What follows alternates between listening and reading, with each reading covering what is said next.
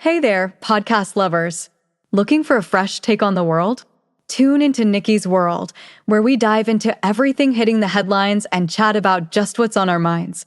No filters, just real talk. Whether you're sipping your morning coffee or unwinding after a long day, Nikki's World is your go-to for genuine commentary on the real world. Subscribe now if you want to hear the real deal on what's going on. Join the conversation on Nikki's World, where every episode feels like catching up with an old friend. Don't miss out. What's up, y'all? Let's do this.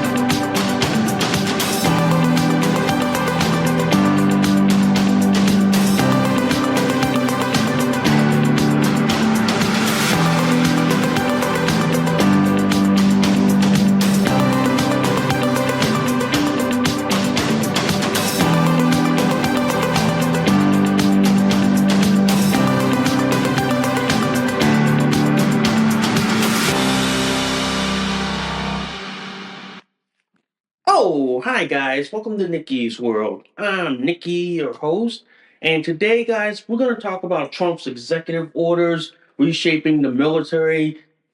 For example, Trump ending diversity, equality, and inclusion in the military, Trump's ban on transgender people, and then talking about Trump's Iron Dome idea. But before we go any further, guys, if you guys love Nikki's World so much, seriously, y'all, seriously, can y'all please consider donating a cup of coffee for me? Because for the price of a cup of coffee at Starbucks, Dunkin' Donuts, and Cumberland Farms, guys, you guys help keep this podcast show alive. You guys help me curate more stories, more topics like this to talk about. I do accept Bitcoin donations. I am on Ko-fi, guys. If you guys want to support, sponsor, and donate to Nikki's World. If you guys love Nikki's World so much, seriously, y'all, please hit that like, subscribe. Please give me a review. Good, bad, and the ugly. Also, guys, I do have a bunch of affiliate links. First off is minds.com. If you guys value your right to freedom of speech and your right to speak freely without fear of censorship, you guys can join me on minds.com. Also, guys, if you guys value your Second Amendment rights and your right to defend yourself in a less lethal manner, you guys can buy a burner pistol in a link in the description below. Full disclaimer, ladies and gentlemen, I own a burner LE pistol, and boy, that pistol keeps me well defended. And also, guys, I do have an adult diaper referral link with North Shore Medical Supply. If you know anyone that wears adult diapers like I do, you guys can buy them through North Shore Medical Supply. I buy their Megamax diapers, which I'm wearing, and they are the best diapers on the market. All right? And before we get this show on the road, literally, guys, if you guys love this episode and any of my other episodes on Nikki's World, seriously, y'all, seriously, can y'all please consider sharing this across all the social media platforms that are out there today? Woo! Wow, that was a mouthful, ladies and gentlemen. That was a mouthful. And folks, I'm diapered up as always, all padded up. So let's get on with the show, shall we? So today, guys, I want to talk about Trump's executive orders in regards to the U.S. military. And mind y'all, ladies and gentlemen, this past weekend we voted in a new Secretary of Defense, Pete Hegseth. Thank God for that. So now with Pete Hegseth as Trump's new Secretary of Defense, boy, we got no problem of getting right down to business and getting stuff done. And boy, are we getting it done. And we're basically giving the left no room to think, no room to attack this, attack this. They got nothing to attack on. So today I want to talk about Trump reshaping the military through his executive orders. First off, ladies and gentlemen, I like the fact that President Donald Trump is ending DEI, which is diversity, equality, and inclusion. Yes, we are ending that for a couple reasons. First of all, that's divided the military so much.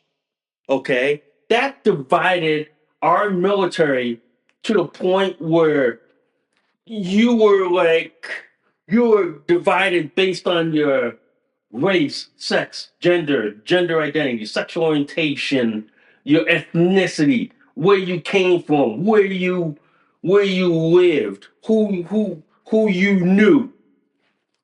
Basically, we wanted to shove that all out the window. And boy, am I seeing that right in the gutter and in the trash can. That now we are focusing on treating everybody as equal. We don't care where you come from, who you sleep with, who you identify as, who you call yourself as. As long as you can do the job, get the job done, and can meet the standards instead of lowering standards, which I've often said this many times, a DEI hire is going to get us all killed. I've often said DEI hires are going to get us all killed. Yeah. As a result, ladies and gentlemen, we're getting rid of DEI. DEI has no place in, in war fighting in the military. It has no place. The fact that the left under Joe Biden wanted to shove DEI down the throats of every service member, we were the laughing stock of the world stage, ladies and gentlemen. We were the literal laughing stock of the world. China and Russia were laughing at us because we allowed who cosplay as women in the military. We allowed people who wear like some dog mask, and then we allowed like guys who cross dress or who like cosplay as women in the military instead of focusing on keeping our enemies away from our shores and defending our sovereignty, defending our borders, defending our interests uh, overseas. No wonder why, ladies and gentlemen, during Biden's run of this country, he ran our military to the ground. He ran our military to the ground. Basically, he destroyed our military. I'm glad, ladies and gentlemen, I'm glad, ladies and gentlemen, that Donald Trump and Pete Hegseth is back in charge, running this country, telling the kids to go sit your ass down at the table, at the kids' table, while the adults fix this mess. It's that simple. The little kids of leftists for 4 years ran and destroyed this country. Now that the adults are back in charge, back in the room, cleaning up this mess, Oh boy, the left doesn't know what to do. The left is like basically trying to pick a fight at this, pick a fight at this, pick this. They don't even know what to do. Which is a good thing. Which is a good thing, ladies and gentlemen. Which is a good thing. You keep them confused. You keep them distracted. Why are you keeping them distracted? We're getting the business of the nation done. We're cleaning up the mess. We're taking care of all the messes, all the shit that they've caused. We're taking care of all that. While we're keeping them confused and basically distracted, we're taking care of the mess. And by the time they figure it out, we're already priming JD Vance to run in 2028. Pretty much, ladies and gentlemen. Pretty much. But the fact of the matter is, guys, Trump's first executive order of ending DEI in the military, I fully support that. I fully support that. DEI in the military has created a divided military instead of a unified military where we were united under one flag, which is the United States of America, ladies and gentlemen. We, with Pete Hegseth as now Secretary of Defense, we now have a military back. We now have a we now have a military that is respected by our allies, feared by our enemies. We have a military that our allies can now count on and rely on for support instead of sitting there going, oh, should we get the United States to help us in this? No. We now have allies that can come to us and say, "Hey, we need help. We need help, or we need help in this and this and this." We're willing to lend help to our allies for that. We really are. But the fact that he is ending DEI throughout the entire Department of Defense, including the U.S. Coast Guard, is a good thing, ladies and gentlemen. It's a good thing, and I'm all for it. I'm all for it. I'm all proud of it. I'm all supportive of it. The fact that we are ending DEI in the military says that we are rewriting the ship. We are bringing American exceptionalism back. We are bringing the fact that our military's job is to defend our borders, keep the enemy from reaching U.S. shores, and basically projecting U.S. interests overseas. It's that simple. And I, for one, am fully supportive of it. I, for one, wholeheartedly back this. Okay? Now, you have people in the military who are going to try to hide DEI activities within the Department of Defense. And Secretary Hegseth, y'all should clean house. My suggestion, ladies and gentlemen, fire everyone that is connected to DEI. If you have to reassign them, reassign them. Reassign them somewhere. But if you have to keep them on the job, okay, keep them on the job. But reassign them to something other than DEI. Anything other than DEI, let them go. Anything that like is not required by law, like what equal opportunity commission, which is required by federal law. That's the only thing we'll allow. Anything else gets tossed in the gutter. gets tossed in the trash can. It gets tossed out immediately. It literally does. DEI has no place in New London, West Point, Kings Point, Annapolis, and Colorado Springs. It has no place. It has no place. On top of that, DEI has no place in boot camp or any military school out there, including war colleges, staff colleges, and all that. It has no place. It should be stamped out immediately. It should be run out immediately.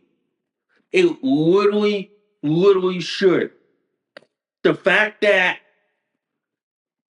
like we had DEI here and they wanted to divide our military, they wanted to lower standards, they wanted to allow men who identify as women in the military and basically have forced the military to pay for their sex change and all this other shit, making them non-deployable. Boy, that needs to go. That needs to go. As a tax-paying citizen, that needs to go. That literally needs to go. It needs to go in the worst way. And I tell you right now, okay, it really needs to go. It really does. I am glad we are getting rid of DEI. I am glad. But one thing I will suggest later in the podcast show, suggestions for our Secretary of Defense, Pete Hegseth, on what to do about reshaping the military, about what to do about cleaning up all the waste, the fraud, the basically ineffective programs that taxpayers are having to foot the bill on that doesn't produce results, doesn't get out to the warfighter immediately, and doesn't even get into the hands of the warfighters that need it right now, this instant. I'm going to talk about that later in the show, and I'm going to give my suggestions on how we can clean this shit up. Yeah, pretty much. But for the fact of the matter is, guys, I love what President Trump is doing. I love the fact that we are getting rid of DEI across the board throughout the entire federal government. Now, if states want to do DEI, knock yourselves out, ladies and gentlemen. Knock yourselves out. That's why there's a distinction: states' rights versus federalism. If the federal government wants to get rid of DEI, but the states want to take on it, knock yourselves out, ladies and gentlemen. That's why I believe in states' rights and federalism. Anything that is not purview of the federal government or not constitutionally required, we kick it back to the states. Let the states decide. And if they want it, we're not going to argue about it, but we're just going to say, hey, that's states' rights. State rights, let them have it. Let them deal with it. They want it. They can have it all they want. And I have no problem whatsoever. I really don't. But I will tell you right now, I am all for it. I am all supportive of it. And I believe we should we should throw DEI to the curb. Throw it in the here, let me take DEI for example. Let me take my trash can. Here, toss DEI in here. Now, let me. Is the door open, guys? Let me toss this in the trash bin. And there we go. Wow, that went in the trash bin that fast. Wow, yeah, that was perfect. That was good. That was Awesome. We got rid of DEI. So now I want to talk about Trump's executive order, ladies and gentlemen, that he is bringing back the people who got let go, fired for refusing to take the COVID vaccine. Ladies and gentlemen, I am glad that Trump is doing that. I am glad that Trump is finally going to fix what Joe Biden fucked up by firing people who refuse to take the COVID vaccine. I am glad for that. He's writing an executive order as we speak, ladies and gentlemen, on basically bringing back people in the military with full rank, back pay, because they got fired for refusing to take the COVID vaccine. That is one great news that he's doing. That is a good thing that he is doing this. And I believe, like, according to most of the conservative news outlets out there, that there are what, 8,000 people that were fired for refusing to take the vaccine and go along with the pandemic. Yeah, I'm all for that, ladies and gentlemen. I really am. And I'm glad that Trump is gonna make amends for the people that got fired for refusing to take the jab. Yeah, yeah. I'm glad. I'm glad as I'm standing here in my diaper and onesie watching this and going, I am very glad that he's doing this. I am very glad that he is bringing this back. I am glad, guys. I am so glad and so grateful because you know why? These people were fired for a political reason. They were fired for refusing to go along with the illegitimate president and the illegitimate government and saying, hey, I don't want the vaccine because I don't know if it's safe and all that. I don't know if we have the scientific data that it works, which come to find out what 2 or 3 years later into the illegitimate president's administration that people were dying from the vaccine. Yeah, yeah. So now the people who got fired, some of them were probably what I'm gonna say, like what, 20s, 30s, some were even their 40s. My question is, are they gonna be allowed to come back in because they probably 4 years later passed the age limit? Trump may have to include in that executive order that all waivers shall be applied and all waivers shall be given to those who were fired due to not complying with the vaccine order shall be waived and be allowed back in.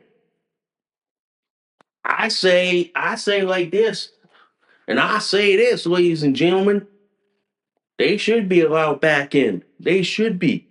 In fact, the people in the military who were fired, probably I'm gonna say out of the 8,000, probably 100 of them were command staff, were like captains of a ship, were probably what commanders of a fighter wing squadron, or who had high level security clearances and all that. You know, Trump's making amends to it. Trump is saying, hey, we need to let these people back. What Joe Biden did to these people was so wrong. Was basically so evil, so disgusting. hmm And they had every right to refuse it. I'll tell you this. During the time of COVID, I refused to take the vaccine. I refused. I refused to take it because one, I had a rare disease, which is what, vitiligo, and on top of that, I had Kalman syndrome, which is part of it. I'm born with no sense of smell, so I refused to take the COVID vaccine because I don't know about the safety of it. They never tested it. They never tested it on people like me. And I wasn't willing to be a guinea pig for it because God knows if I took the vaccine, I'd probably be what? On a ventilator in the hospital. Yeah. So they didn't guarantee me the safety, the efficacy. They didn't guarantee that the vaccine was going to work. They didn't go through the normal testing process to get a vaccine approved.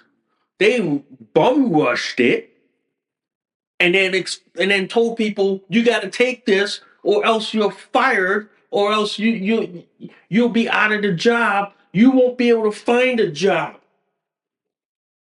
Yeah. Or the other, if you didn't take the vaccine, you're excluded from a lot of places. There are places right now that are still on this vaccine bullshit by saying, oh, if you didn't take the COVID vaccine, you're not allowed to come to our events. You're not allowed to come to our facilities, like say a yoga facility or a Shibari rope facility. Yeah, there still are. And these people need to fucking wake up and realize you're gonna go broke if you continue with that bullshit. You're gonna go from woke to being so completely broke that people are gonna realize and go, we're done with this bullshit. We're done. We're done. Why should we continue with your vaccine mandate bullshit when half the country moved on? Yeah. And then those who are still continuing with it,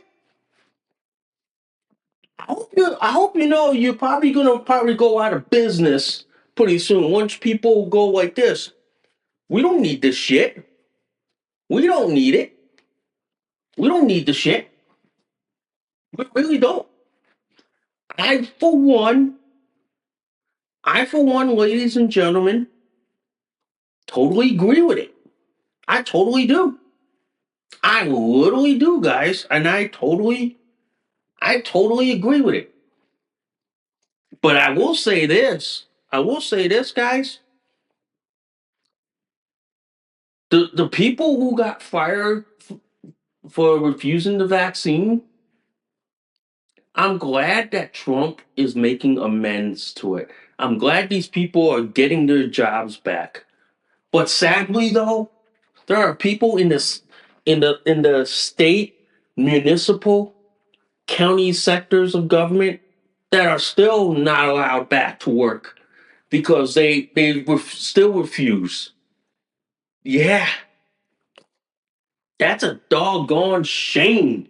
That is a doggone shame for that. That is, ladies and gentlemen.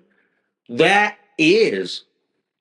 But the fact of the matter is, ladies and gentlemen, I'm telling you right now, these people need to get their jobs back. These people need to get their jobs back. Back pay, benefits back. These people really do. And I don't care what the sissy minority leader Chucky Schumer out of New York has to say. I don't care what sissy boy has to say. I don't give a rat's ass. I don't care what the House minority leader has to say. I don't give a shit. Is that simple? But these people need to be given their job back with full pay, full benefits, their rank restored. But if not, posthumously promote them to the next rank. It's that simple. It is that simple.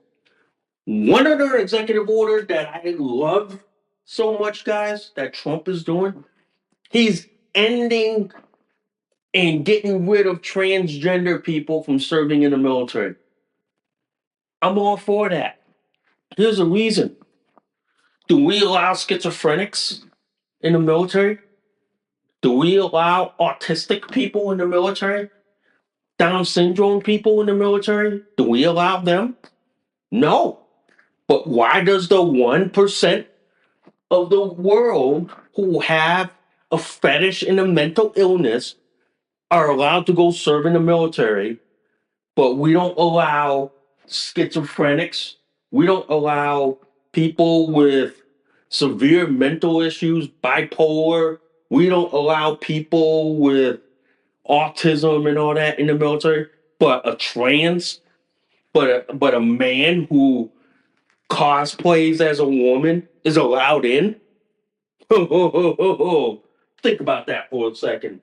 Sit on that and stew on that for a second. Think about that. Really, yeah.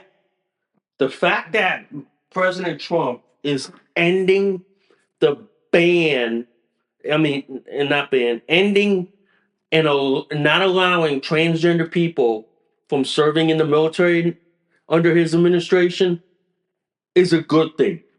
It's really a good thing. The reason for this is that the United States military is a global military. We deploy constantly and globally. We can't stop just because some dude who cosplays as a woman wants needs their medication or needs their treatment. We can't stop for that. We can't stop in the middle of a firefight and say, "Wait up, guys, I need to take my hormone injections. Then we can continue to fight." No, we can't. No, we can't. We need to we need to stop that. The fact that we are ending this is kind of great. Because I'm gonna tell you this right now, ladies and gentlemen. I'm gonna tell you this. At the federal level, trans people do not belong in the military. They do not. They do not. At the federal level, they do not. Now, I know states, for example, have state guards and state militias that are wholly owned by the state themselves. If they want to allow them in their state guards and state militias, then go right ahead. But we're not going to federally recognize them.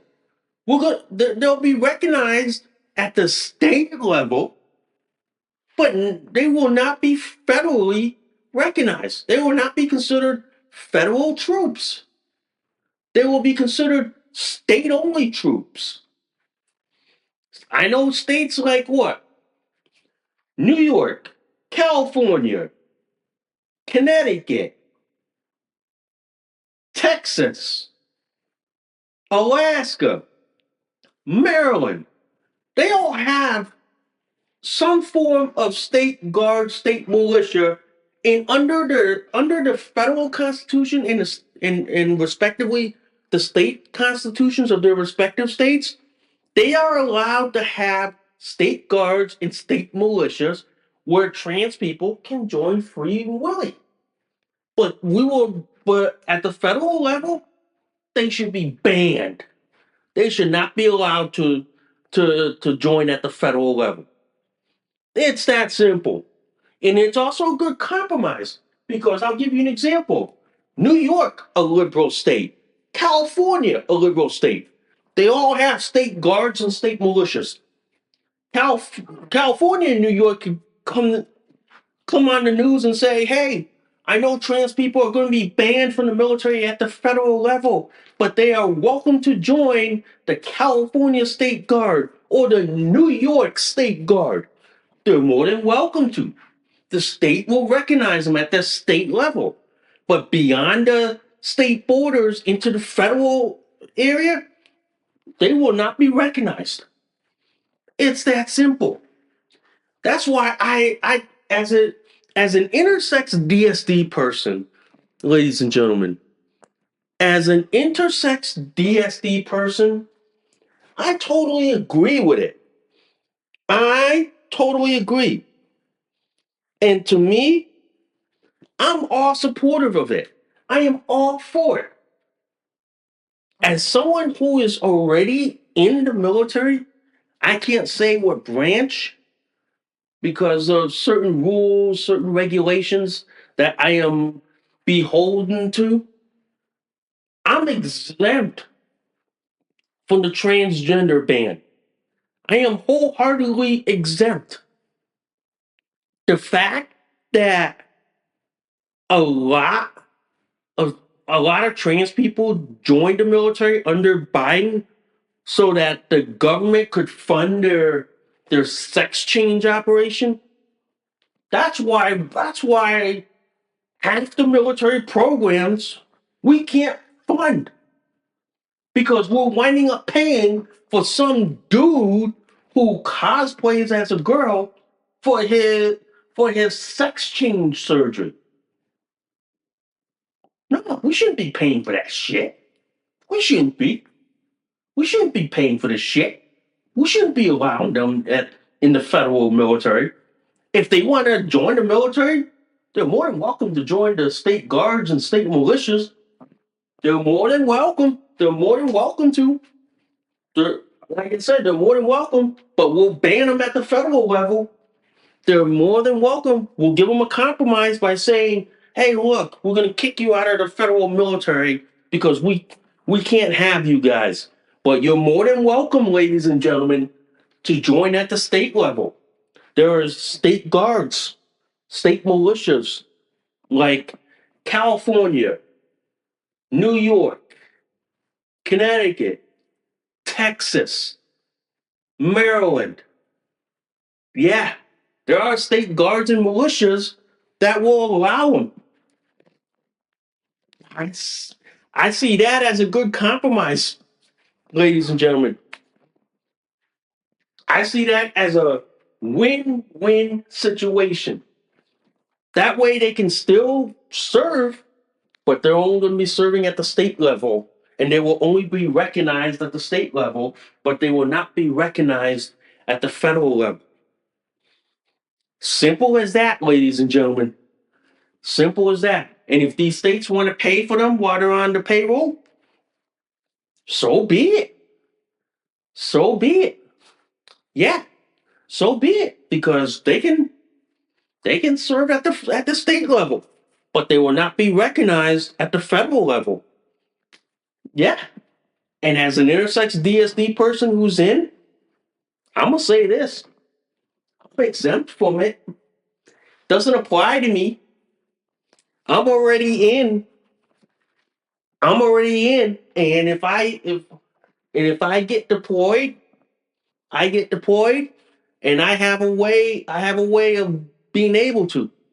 So I have a way. But I will tell you this, ladies and gentlemen, don't have to worry. Although the people who do have to worry are the men who cosplay as women, the men who cross dress as women, okay? The men who have mental illness, who think they're women, they have to worry because now that Trump's signing this executive order, they're gone. They're done. They're finito. They are finished. That means that means they will be out of the military. I'm gonna say it like this: by the end of summer of 2025, they'll be gone, ladies and gentlemen. They will be gone. But I will tell you this, guys. I will tell you this. It'll be it'll be good when they're out of the military and we can focus on our war fighting mission instead of trying to appease the 1% of the population. Yeah, they'll be out of it. They'll be gone, and that'll be a good thing. That'll be an awesome thing. And that'll save our military from being a laughing stock to one that is respected. Now, before we go, I'll say this. There are countries and some of our allies that have trans people in the military, namely the Canadians, the Australians, New Zealand, the Israelis, the British, the French, the Germans. Yeah, but they're not as global and they don't deploy globally like we do. They don't. Although, let me see, Canada, Australia, New Zealand, and the UK and the French, yeah, they do deploy globally, but not as much as we do. But they do allow trans people to join their military, but now that not Trump's president, we don't. So there's a difference in all that. There is. The thing I want to talk about, guys, is the fact that Mr. Trump is bringing an Iron Dome missile defense system in this country. Iron Dome, ladies and gentlemen, is an Israeli missile defense system. It's a layered missile defense system that protects Israel from missile attack and from air attack. And it protects us from cruise missile, ballistic missile, low flying aircraft, low flying drones, and basically, ladies and gentlemen, protects key infrastructure. Pretty much does. Iron Dome was successfully used in Israel. Now we're bringing it back. Now we're bringing it to the United States of America. We're bringing it. We're bringing it because it's a proven system. It works. We just got to get it manufactured here in America and put it in key places that need protection from all sorts of threats. We really do, guys. And and I tell you this, having a layered missile defense system will protect us from these sorts of threats, from cruise missiles, ballistic missiles, okay, from rocket attacks, mortar attacks, from drones, from helicopters, from aircraft. We need that here in the United States. We need that because we need to protect certain key infrastructures, certain key cities like Los Angeles, San Francisco, San Diego,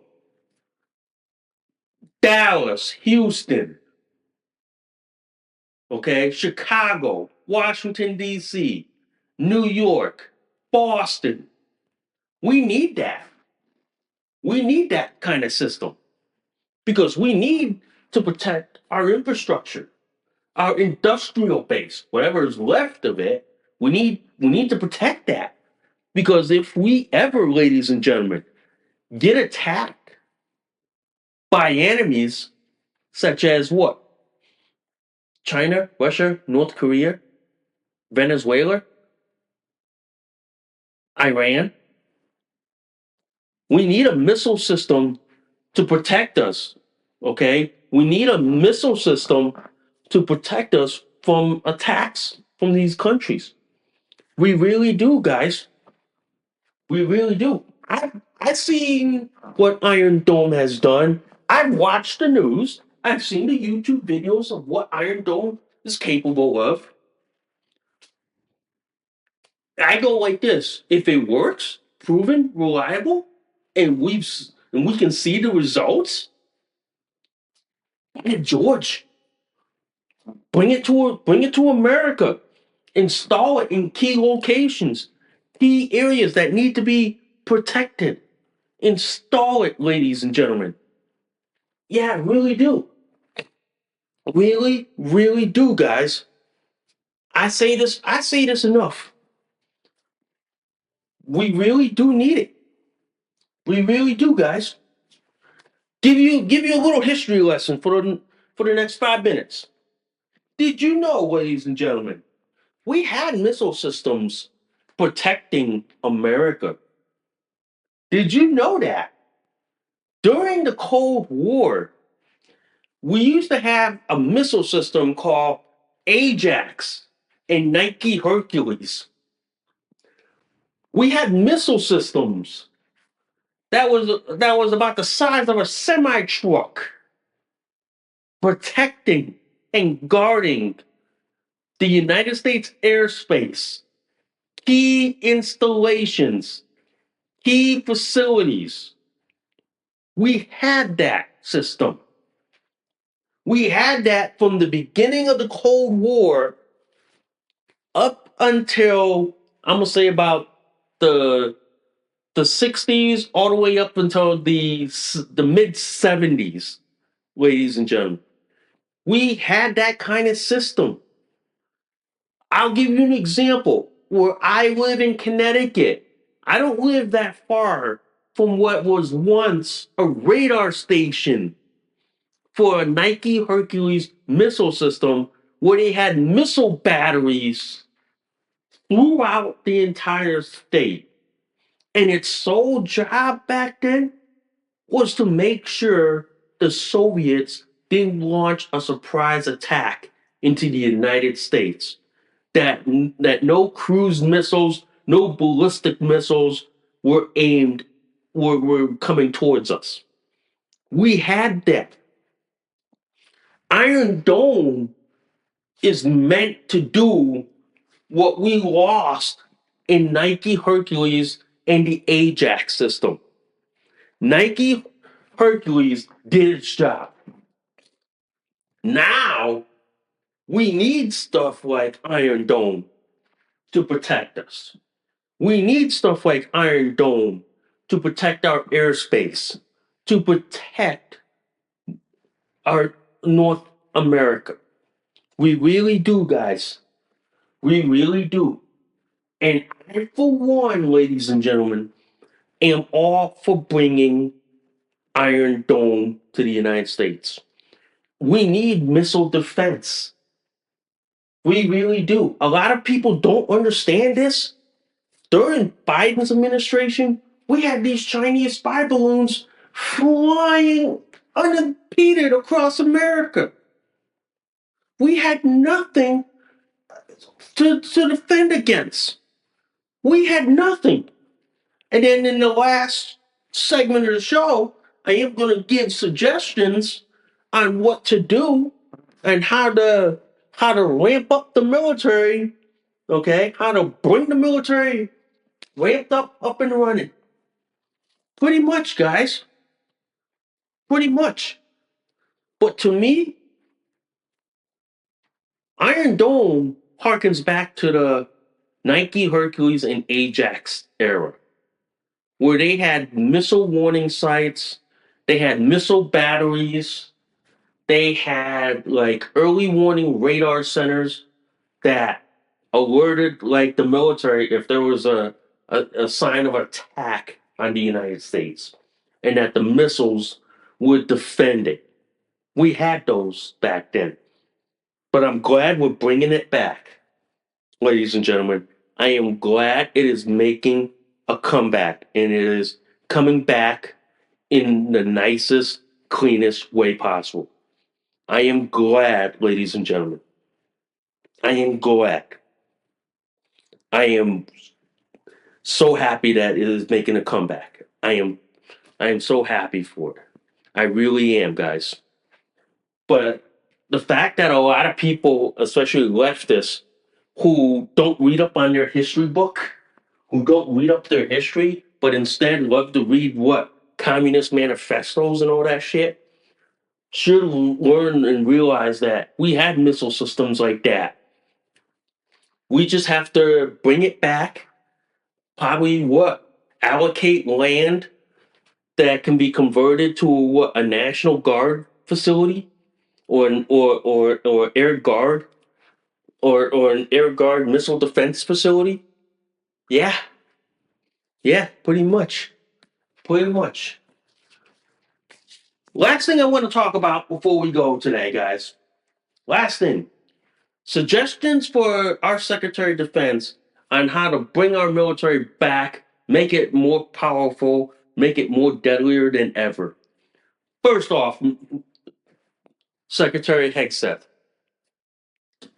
revamp the LCS program. Revamp the LCS. The LCS program it was an epic disaster. And many of you know the LCS is the littoral combat ship. Ever since they got rid of the Perry class frigates and wanted to make a ship turn into what a Swiss Army knife that can do what everything in one, which turned out to be an epic disaster. Bring back the L's, revamp the LCS program. Okay, make it where the LCS can be useful as a surface warfare corvette and as an anti-drone warfare ship. Instead of turning it into a frigate, the Navy should convert all the LCSs into a surface warfare to a surface warfare and anti-drone warfare ship. That would mean each carrier battle group would have an anti-drone warfare ship, and its sole job is to protect the military, to protect the surface warfare group from anti-drone warfare. It's that simple. They would go out in front and make sure that no enemy drones get near the U.S. military. That would be one thing to do. And then at the same time, turn all the remaining LCSs into ASUW corvettes. That means the corvettes would be optimized for anti-surface warfare. Okay. Yeah. And as far as the Constellation class frigate, get rid of that like Franken design that they brought from Italy. When they brought that from frigate design and tried to remake it to Americanized, Mr. Hegseth, please get rid of that design and just buy the Italian design outright, build it in America, but just install our own weapons and systems in it. That simple, guys. It's that simple. Another program we need to revamp, Mr. Hegseth. Get rid of the Boeing T-7 Red Hawk trainer. It's been over budgeted. It's been overblown. It's been cost prohibitive. Replace that with something that is proven, fielded, that is reliable, that can get the job done. And I recommend, ladies, Mr. Hegseth, go with the South Korean TA and FA-50 Golden Eagles. A reason for that, Mr. Hegseth, is that that plane can be optimized not only as a trainer, but also as a low cost light attack and homeland defense aircraft. An aircraft that state National Guard units can use to protect our airspace, to protect our sovereignty. It's that simple. Okay? It's that simple. Another program that should be like basically canceled or revamped is the Navy's cruiser program, which is what, turning a Burke destroyer into a cruiser. My suggestion, Mr. Hegseth, pay South Korea to build our cruisers. Pay South Korea to do it. South Korea can turn out cruisers, can turn out ships in a blink of an eye. Bring them back. Another program, another suggestion, get the US Navy to buy AIP and diesel electric submarines. Now I know the submarine community is all nuclear. Okay? That's great and all because that projects power forward. But we need something to protect our maritime borders, such as protecting Alaska, protecting Guam, okay? Protecting Hawaii, okay? Protecting our West Coast, protecting our East Coast, okay? We need those as guard ships to guard our maritime borders. We really do. We really do. Another suggestion, Mr. Hegseth. If we can't get the Italian frigate design and bring it here to America and build it in record numbers, my suggestion, Mr. Hegseth, is to get in on the U.S. Coast Guard's national security cutter, upgun it into a light or into a patrol frigate. We have the hull, we have the ship, it is a proven design. We just need to upgun it. And then we keep the production line hot and going. Same thing with the OPC. The Navy should get in on it and basically use the OPCs as corvettes for presence missions, for missions that require our presence in the region. Use it for it. Those are the suggestions I'm listing. Those are the things I think will help basically rebuild our military in this country, be able to reshape our military from being basically uh, like messed up to basically being the best military in the world. Pretty much is, guys. Pretty much is. We need that so we can have the strongest military that will basically tell our allies, you're safe with us, and then bring fear to our enemies. We really need to, guys. We really need to. And I'm telling you right now, that's what I hope. If our Secretary of Defense is listening to the show, I hope he takes that advice to heart. I really do, guys. I really do. Anyway, guys, I thank you guys for listening to Nikki's World. I'm Nikki, your host.